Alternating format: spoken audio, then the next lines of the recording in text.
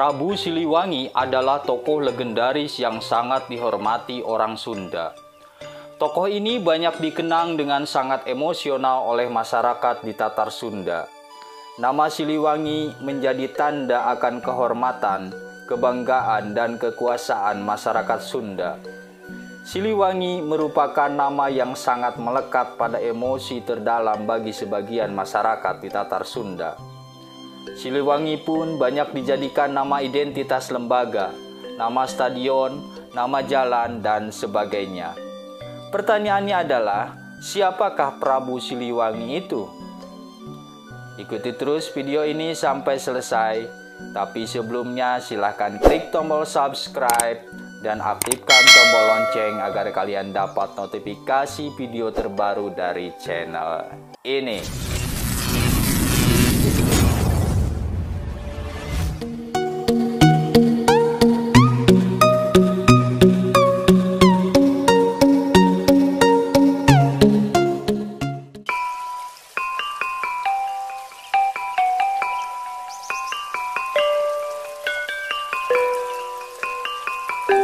Orang Sunda banyak yang menganggap dirinya keturunan Prabu Siliwangi.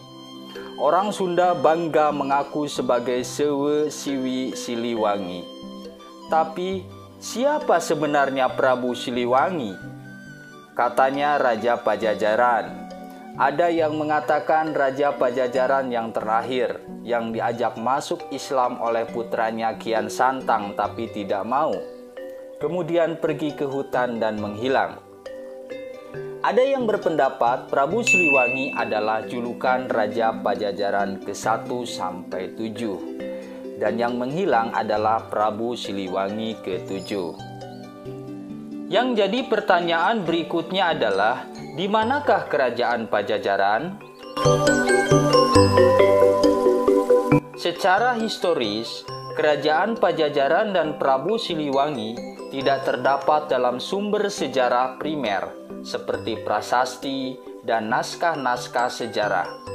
Nama kerajaan Pajajaran dan Prabu Siliwangi hanya ada dalam karya sastra cerita pantun dan cerita-cerita Babat Sunda.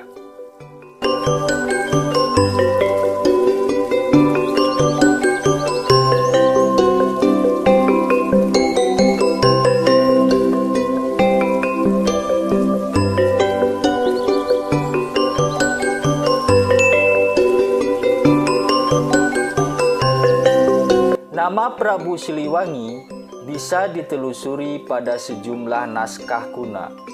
Di antaranya naskah Carita Parahyangan, naskah Sang Hyang Siksa Kandang Karesian, naskah Carita Purwaka Caruban Nagari, naskah Bujangga Manik, dan naskah yang lainnya. Pada awal abad ke-16 pun, nama Siliwangi sudah dikenal sebagai salah seorang tokoh dalam cerita pantun. Muhammad Amir Sutaarga dalam bukunya yang berjudul Prabu Siliwangi yang diterbitkan di Bandung pada tahun 1965 menjelaskan hasil penelitiannya secara filologi sampai pada kesimpulannya bahwa Prabu Siliwangi, Raja Kerajaan Sunda yang bernama Sri Baduga Maharaja yang hidup pada tahun 1482 sampai 1521 Masehi. Bukan kerajaan Pajajaran.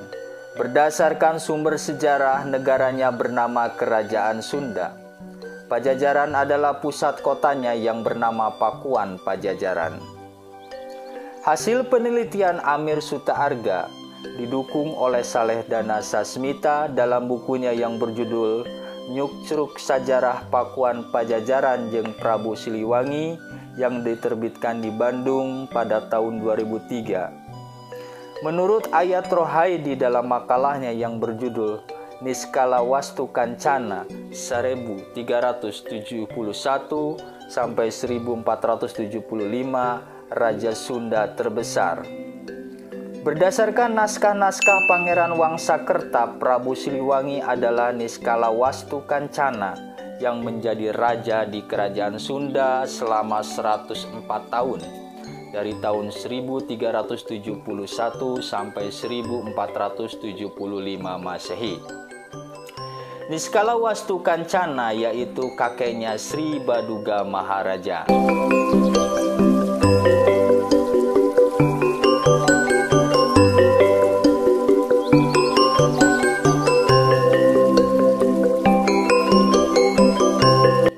Jadi secara historis, para ahli sejarah masih silang pendapat mengenai siapa sebenarnya Prabu Siliwangi yang tersebut di dalam karya sastra.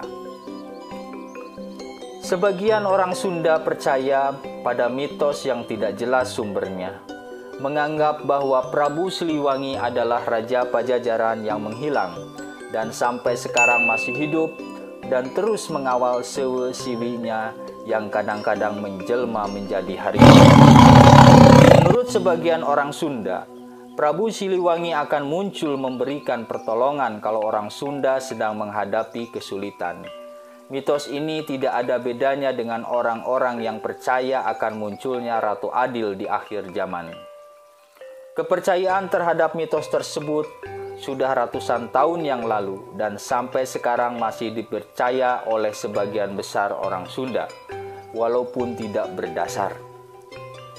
Orang Sunda sejak lama mengalami masa hina dan sengsara, dijajah oleh kerajaan Mataram Solo dan penjajah kolonial.